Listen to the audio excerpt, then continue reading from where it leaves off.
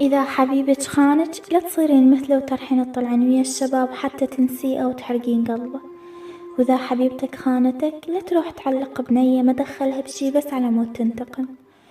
انت بنية وصار عمرك كبير وكل صديقاتك تزوجوا وانت لا، راح أقولك شي، لا تطلعين عن الطريق بس لأن ما تزوجتي، لأن أكيد ربنا عنده حكمة من ورا هالشي.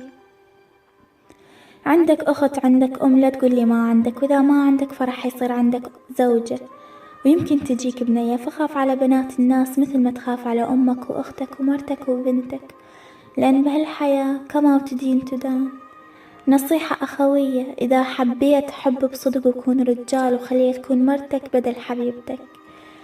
البنية اللي بأول شبابها مو لعبة ولا حقل تجارب لحضرة جنابك، ممكن تعوف تشوف الحياة بدون ما تتعقد من وراك ومن ورا أمثالك. والبنية اللي تحب أو مخطوبة هاي مو شدة ورق حتى تتراهن انت وأصدقائك تخليها تعرف حبيبها وتلحقك. والبنية اللي مطلقة مو مستعملة مثل ما حضرتك دا تقول، هاي إنسانة تحملت أبغض الحلال حتى ما تكون دليلة. والبنية الأرملة مو صايعة حتى تلف وتدور وراها، عدها شرف أكثر منك، وإذا الله أخذ منها شي راح ينطيها ألف شي بداله. والبنية اللي تكون أخت صديقك هاي مو بنية سهلة حتى تتقرب منها كل ما تروح يمهم وتغدر بصديقك.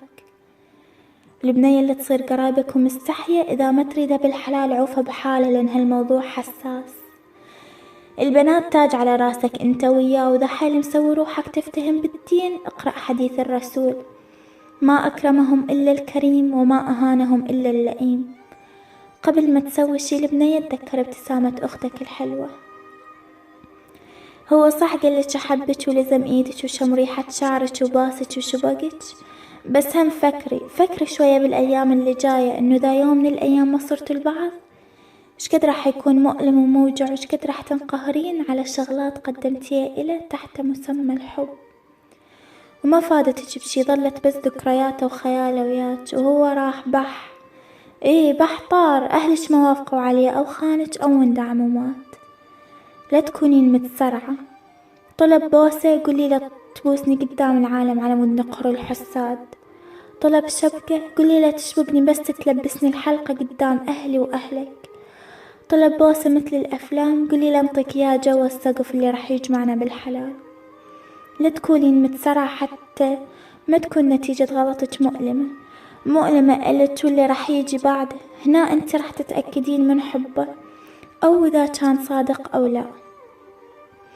ما راح يبين وياك حبه من قوة الشبكة أو من كثر بوساته، راح يبين وياك حبه من يدق باب بيتكم وهو جاي يشوف أهلك.